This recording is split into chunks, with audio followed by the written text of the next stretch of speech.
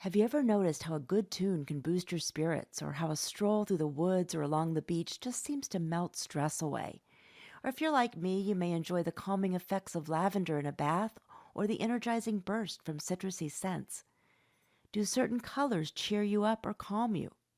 The fascinating thing is, there's actual science backing up these connections between our senses and our moods.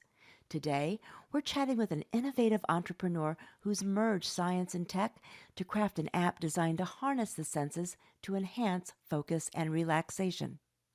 Hi, I'm Dr. Mitzi Krockover, and welcome to Beyond the Paper Gown. And before we get started, just a reminder that this podcast is for educational purposes only and should not be considered medical advice.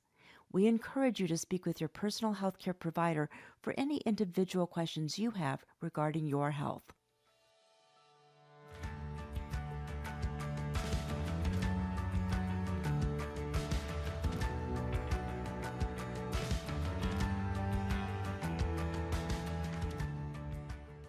I am so happy to welcome our guest today, who has really turned wellness on its ear and created an incredible app called the Zensory. Jasmine Eskenzi is the co-founder of the Zensory and also health tech Hive. So welcome, Jasmine. It's so great to see you. Thank you. It's a pleasure to be here. Now, you are coming from London today, correct? I am indeed, and it's in typical London fashion, absolutely pouring outside. Oh, you're kidding. See, Yeah. I'm jealous because I'm in Arizona and it's hot as you know what. So, in any case, well, again, it's great to see you. And you and I have known each other now for a few years. We actually met before the pandemic in person and then had a chance to work together. And so I remember when you were starting to think about this app and what you wanted to do, and now it's come to fruition. And I have to tell you, it is not only incredible, it's really beautiful. So, congratulations. So, Thank tell us you. a little bit about what the app does, and then we'll go in a little bit deeper after that. Yeah, of course. So ultimately, what the Zensory does is it helps people to kind of use the power of their senses to get into their optimal mood state or mindset. So we basically looked at hundreds of research papers and spoke to neuroscientists around the world to develop an app that basically uses soundscapes, different binaural frequencies, breath work, movement, and a whole mix of different tools to help empower people to kind of get into their best way of being, which is really exciting. So that's in a very short summary what we're doing. How did you decide to do that? So um, so my background is obviously in health tech, and that's how we knew each other. And I think I've always been really passionate about creating healthy spaces. And growing up in London, I actually saw firsthand how being in a city is so detrimental for people's well-being. And I remember seeing friends of mine that at the end of the day, at the end of their day at work, they would have nowhere to go apart from kind of going to the pub or going out and drinking. It's a really unhealthy culture. And I thought, no, this has got to change. So then this whole concept of actually creating like sensory spaces in the city was born. How you can create spaces that acoustically are conducive to health and in every single way, from the smell, the touch, the visuals, the color, the sound. But obviously, lockdown happened, and then we had to kind of pivot and very quickly start to put everything online. So, with absolutely no experience in designing an app, I started to just kind of almost teach myself how to do the initial designs. And that's kind of where it was born. And also for me, music has always been such an important part of who I am and how I've almost um, got into my best way of being. And I remember coming home from school at the age of 10, and first thing I would do was run to a guitar and just start writing music. And that was my kind of catharsis. So yeah, and I think, from again, then speaking to different professors in the space, there was so much incredible research around music for PTSD and for all different types of experiences people may have had. for bringing them peace, and not only peace, but helping them get into different states of mind. And that's what I'm really passionate about. So it's kind of come from all of those inspirations, really. Terrific. Tell us a little bit about the science behind the app. So, like, I really feel it's so important to kind of have science as a basis behind everything that we're doing. So, what we ultimately did is we read and researched peer-reviewed academic literature. So, we have like a whole range of really incredible academic advisors. One of which is a guy called Professor Nigel Osborne, and he's a multi-award winning composer. And he honestly is one of the most inspiring people I've met. And he actually travels to war zones to use music therapy for young people that have kind of experienced PTSD. And he really helped to shape and inspire me with the binaural beats concept because he was looking at the research there.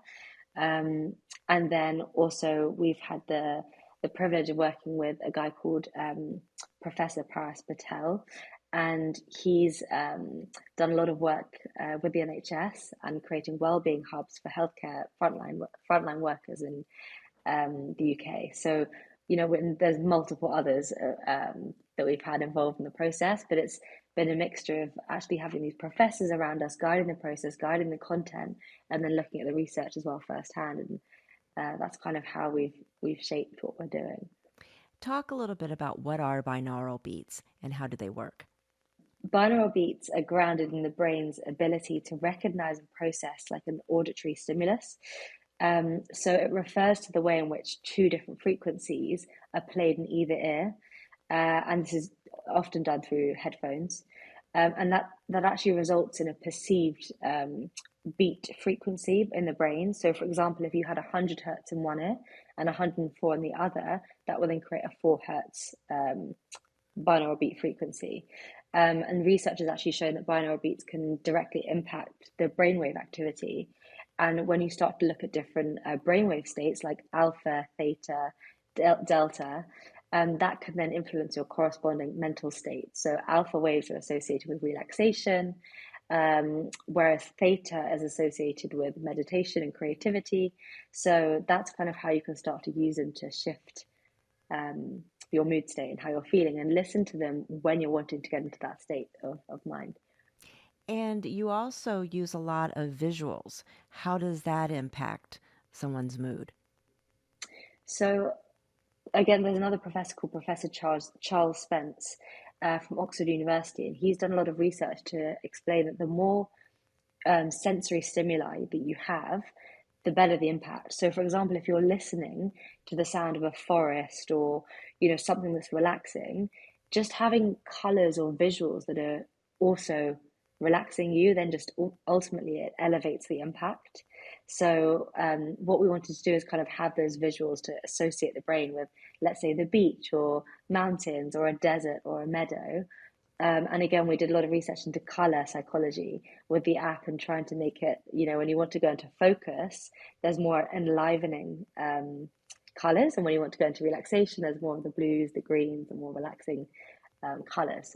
So that's how we've used visuals. As well as actually the last point is touchpad. So a lot of the research has shown that doodling actually can be really conducive to helping you get into a good state of mind. So actually, when people are doodling at school, it's not necessarily a bad thing. It actually can be a way for them to process information. So we wanted to have like these visual doodle pads on the app. So actually, when you touch the phone with your finger or on your laptop, the whole screen will interact with your touch. So that's another visual piece that we added as well. Yeah, I played with that. That was a lot of fun. So, take us on a tour if someone is using the app. How would they use it? I'd say there's kind of three main ways that I think is really beneficial to use it. And that's before you're doing something to prime the mind. And again, there's two main states. There's zoning in to focus and then zoning out to relax.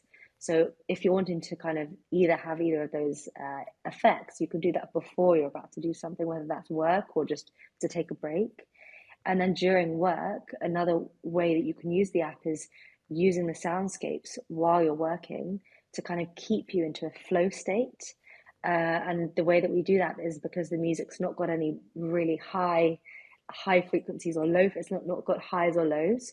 Um, it doesn't have breaks and it doesn't have lyrics. And ultimately, if you're listening to a playlist, every time that the song's changing, your brain's recognizing another stimulus. And that's why in offices and open planned offices, people are distracted so commonly because, often there's playlists going on and suddenly the brain's going, oh, it's more stimulus, more stimulus. And you're constantly being taken out of your flow state. So the other way is kind of during work and then finally to decompress after.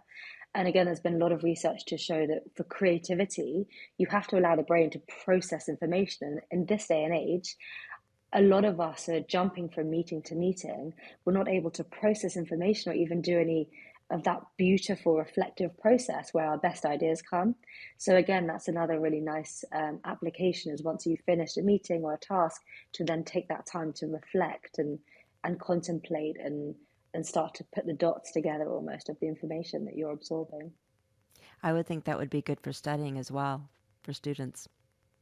Well, that's funny you say that because in the next few months, we're speaking to Apple about getting the Zensory on devices all across the UK for schools because it's, yeah, for kids and studying, it's really impactful and Oh, powerful. that's fabulous. Congratulations.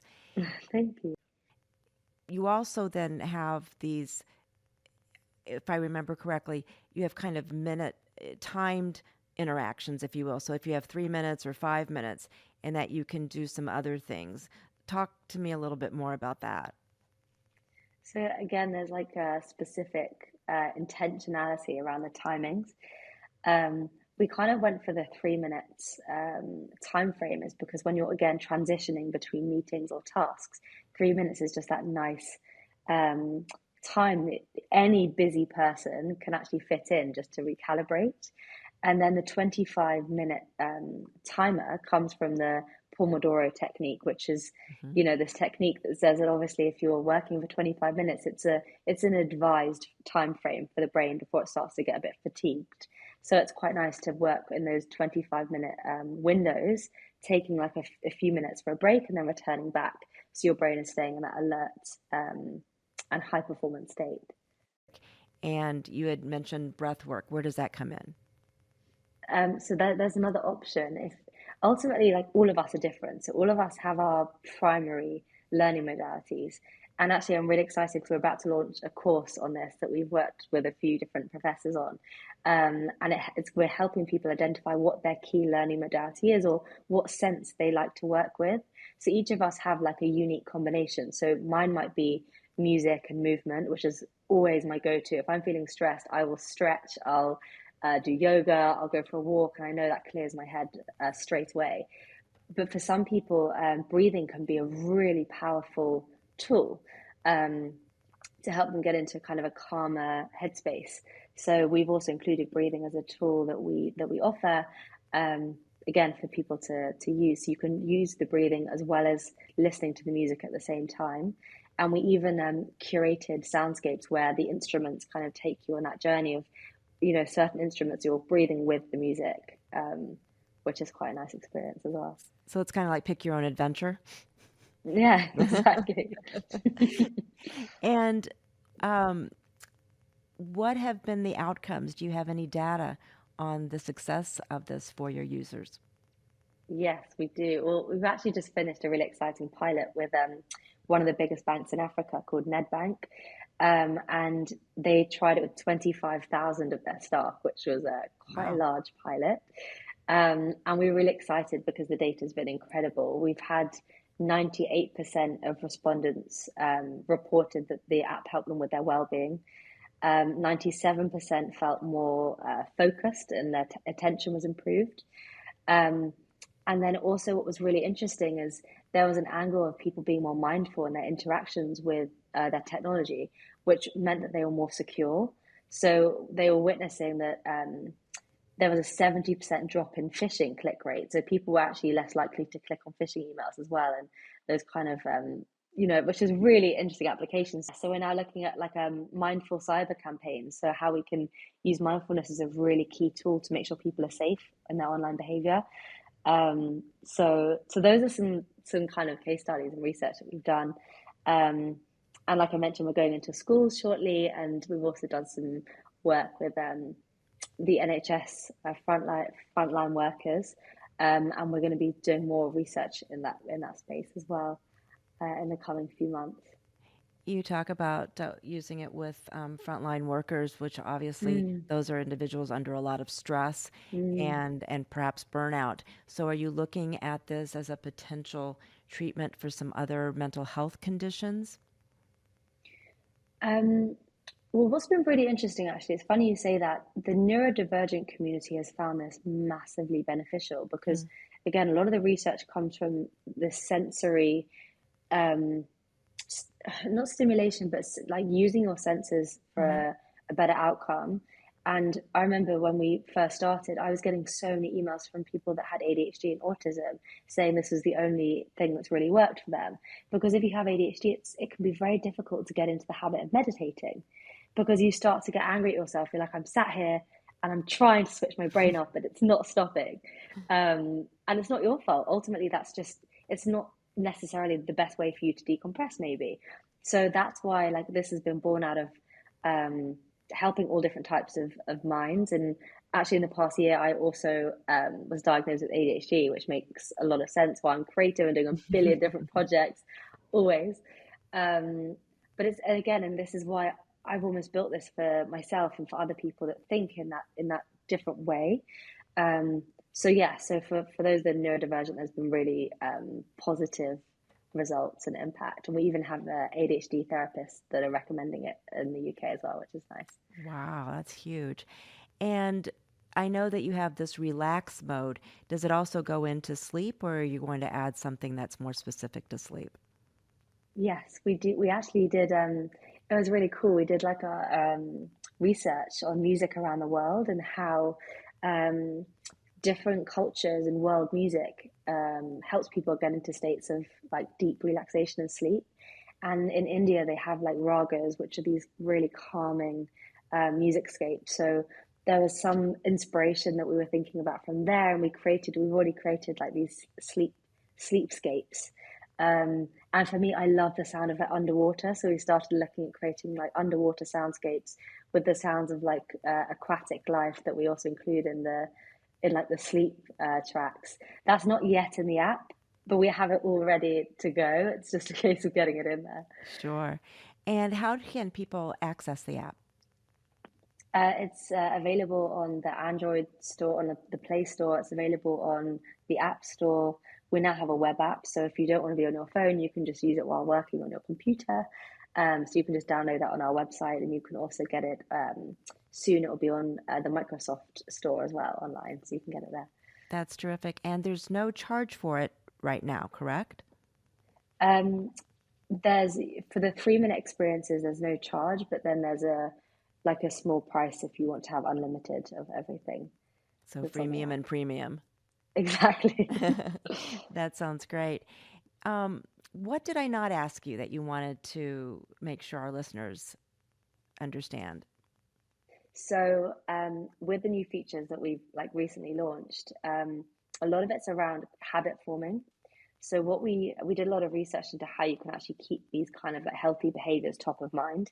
And for a lot of people that we interviewed, it was integrating into their calendar because, again, a lot of us are busy and we actually forget to actually take care of ourselves, especially a lot of us that are in like leadership positions are constantly, or parents, or again, predominantly women that Mhm. are juggling a billion and one things in a day. And yeah, it's kind of a case of actually making sure we're scheduling that time in for ourselves, whether that's 3 minutes, whether that's 30 seconds. But that was a really core thing that we wanted to add so that it can start to actually integrate into your behavior. And then the gamification piece. So we've just started with streaks, so rewarding people the more experiences they're doing, but actually we really want to do more around getting people to kind of use it more frequently and gamify them, reward their behavior in that way. And the bit that I'm really excited about that I mentioned earlier is this course, the sustainable working course. So we've created a variety of different assessments to help you understand like what your key learning modality is, when your golden hour is, and also when you work at your best. So that's what we really want to empower people to do. And then in the course as well, we're teaching people about the science behind things like the music, integrating nature into your everyday, because again, there's some really beautiful effects on the parasympathetic nervous system, so helping you get into that state of deep relaxation. Also, how you can use things like desk yoga, so micro movements, like even just the act of straightening your back when you're speaking, or the posture that you're kind of in. Yeah, exactly. Everyone sits up when you say that. For those who can't see me, I just literally sat up straight when you said that. So thank you. But it was exactly that, and it's that mind body link, which is so powerful. So I'm really excited to teach people about that, and um, also with the amygdala hijack, like the amount of times that we go through our day and things can trigger us to go into that state of an amygdala hijack. And for those of you that aren't aware of that, it's when you experience something that's stressful, and your amygdala and your brain starts to kind of expand and receive a lot of blood flow, which actually shuts down your prefrontal cortex, which is responsible for memory, focus, and attention. So ultimately, everything that I'm trying to do is prevent people from getting into that heightened state so they can think clearly. Because when we're stressed, we can't think clearly. And I really want to empower people to understand that the tools that they need are within them. It can be as simple as just, changing your breathing. And something that's really nice to remember for those of you that are listening and aren't familiar with breath work, a key principle is the longer you exhale, the more you're going to go into your rest and digest, your calm nervous system. So anytime you're feeling stressed, just ensuring that you're exhaling for longer than you're inhaling is going to get you quickly into that parasympathetic state. And these are just little hacks that you can do. And again, with scent, like even the smell that you're surrounded by, there's some really wonderful research around Alzheimer's, and again around like memory retention with smell. So we've also developed different scents for focus and relaxation that you can use while you're working, just to further develop and accentuate the impact of. Well, to be clear, the app isn't emitting No. scents, is it? Are you just suggesting specific scents? Yeah. Okay. We've developed essential oils that you can take with you and just kind Oh, of put onto your wrist on either so wrist. you can order them? Mm. Oh, fabulous. That's terrific. Yeah, I was going to say that might be 4.0.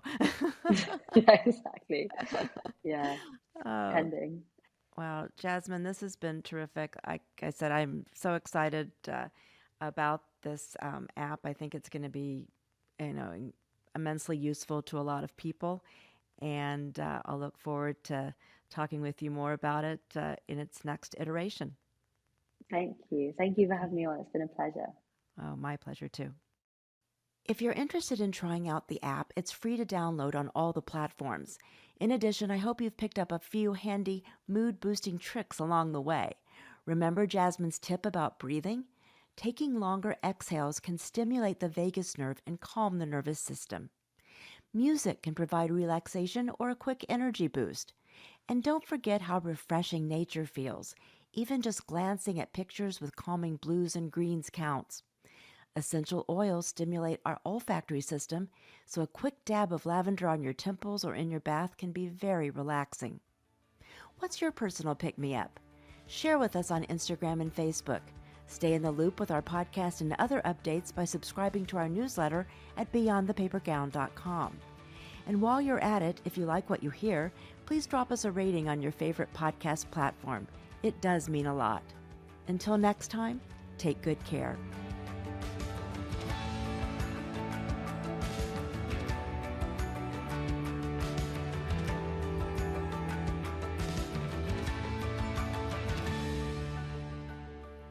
This podcast was produced by Patrick Shambayati and myself, and our associate producer is Kyla McMillian.